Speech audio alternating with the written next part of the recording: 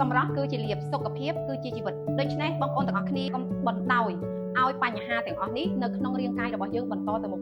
សម្រាប់ពុកម៉ែបងប្អូនទាំងអស់គ្នាដែលគាត់កំពុងតែមានបញ្ហាជាមួយនឹងទី1គឺឈឺសន្លាក់ចាទី2គឺលើសឈាមទី3គឺខ្លាញ់រោមបេះដូងទី4គឺលើសជាតិអាស៊ីតសម្រាប់ពុកម៉ែបងប្អូនទាំងអស់គ្នាដែលមានបញ្ហាដូចខ្ញុំបានជម្រាបខាងលើគឺយើងមានដំណោះស្រាយជូនទៅដល់ពុកម៉ែបងប្អូនដោយមានប្រសិទ្ធភាពខ្ពស់បំផុតនោះគឺជាផលិតផលតែ GT សញ្ញាក្រូចឆ្មាជាផលិតផលស្នាដៃកូនខ្មែរពិត 100% ចាសម្រាប់ពុកម៉ែបងប្អូនទាំងអស់គ្នាបើសិនជាមានបញ្ហាដូចខ្ញុំបានជម្រាបនៅខាងលើអាចសាកជាមួយនឹងផលិតផលមួយនេះតែ GT សញ្ញាក្រូចឆ្មានេះគឺងាយស្រួលក្នុងការញ៉ាំមែនទែនបងប្អូនទាំងអស់គ្នាគ្រាន់តែយើងចំណាយពេល5នាទីនៅពេលព្រឹកគឺបងប្អូនញ៉ាំជាមួយតែ GT ធ្វើឲ្យអារម្មណ៍យើងស្រស់ស្រាយធ្វើឲ្យសុខភាពយើងល្អកាត់បន្ថយនៅជំងឺនៅក្នុងរាងកាយរបស់យើងបានច្រើនមែនទែនអញ្ចឹងសម្រាប់ពុកម៉ែបងប្អូនទាំងអស់គ្នាចង់ដឹងព័ត៌មានលម្អិតមិនច្បាស់នៅកន្លែងណាមួយអាចសាកសួរមកនាងខ្ញុំបានបងប្អូនទាំងអស់គ្នាអាចសាកបានបើកចិត្តសាកកុំបណ្ដោយឲ្យបញ្ហាទាំងអស់នោះនៅក្នុងរាងកាយយើងកាន់តែយូរកាលណាដែលមានជំងឺនៅក្នុងរាងកាយកាន់តែយូរយើងចំណាយពេលវេលាក្នុងការព្យាបាលយើងចំណាយលុយច្រើនខ្ញុំចង់ប្រាប់ថាផលិតផលមួយនេះគឺមានប្រសិទ្ធភាពខ្លាំងមែនទែនពុកម៉ែបងប្អូនជាច្រើនដែលគាត់ប្រើឲ្យបានធូរស្រាលពីជំងឺហើយសម្រាប់នាងខ្ញុំក៏ខ្ញុំបានញ៉ាំចា